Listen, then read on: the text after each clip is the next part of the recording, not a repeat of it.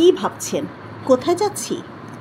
আজকে আমরা যাচ্ছি ঝিনাইদহ জেলার এক ঐতিহাসিক নিদর্শন মুরারিদহ মিয়ার দালান। যে দালান জুড়ে রয়েছে নানান গুঞ্জন।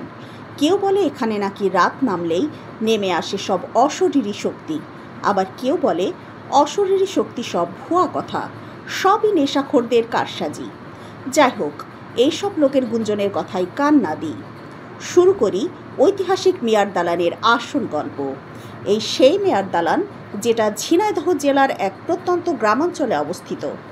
এই মিয়ার দালানটির বয়স প্রায় 200 বছর।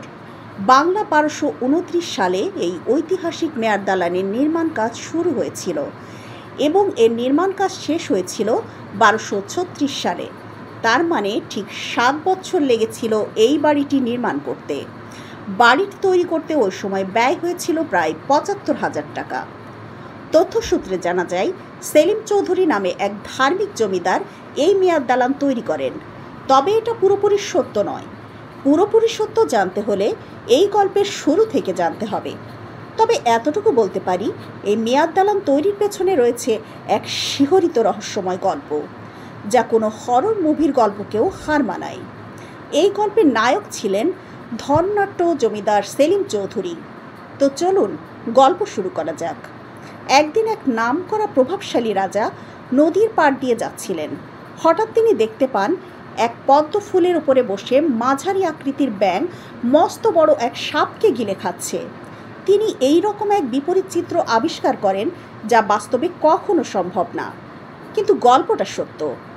কি মজার বিষয় হলো, রাজা এটা দেখে মনস্থির করেন তিনি সেখানে একটি প্রাসাদ নির্মাণ করবেন।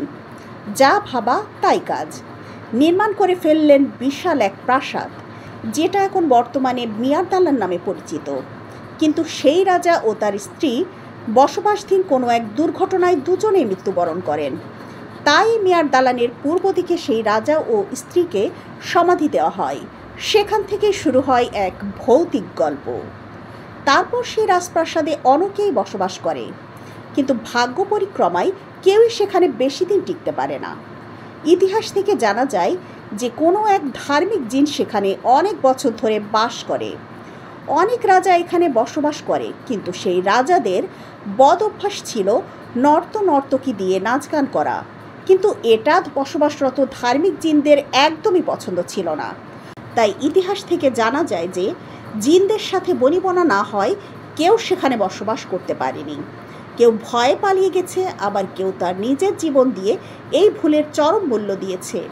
তাই সেখানে কেউই সাহস করে আর বসবাস করেনি। কিন্তু সময়ের ব্যবধানে এই গল্পের নায়ক সেলিম চৌধুরী নামে এক ধার্মিক ব্যক্তির আবির্ভাব হয়। কিন্তু তিনি ছিলেন নিঃসন্তান। তিনি সেখানে নিয়মিত নামাজ কালাম জিকির আজগর চালু রাখতে, তাই এই ভদ্রতা এই সভ্যতা দেখে জিনরা এই গল্পের নায়ক সেলিম চৌধুরীর মুরিদ হয়ে যায় জানা যায়। সেখানে মৃত্যুর আগ পর্যন্ত সেলিম চৌধুরী খুব স্বাচ্ছন্দ্যে বসবাস করেন এবং সেলিম চৌধুরীর স্বাভাবিক মৃত্যু হয় এই মিয়ার দালানে। তারপর বংশ পরিক্রমায় এটা মিয়ার দালান যত্নের অভাবে আস্তে আস্তে ভেঙে চুরে খান খান হয়ে যায় তথ্যসূত্রে জানা যায়। কিছুদিন পরে এটা হবে সরকারি সম্পত্তি। এই নিয়ে খুব চিন্তিত এই মিয়ার দালানের উত্তরসূরিরা।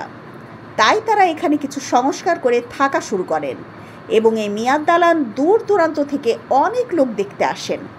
আবার কেউ কেউ এখানে বানায় টিকটক, শর্ট ফিল্ম এবং টেলিফিল্মের মতো একটি চিত্র। এই ছিল আজকের গল্প।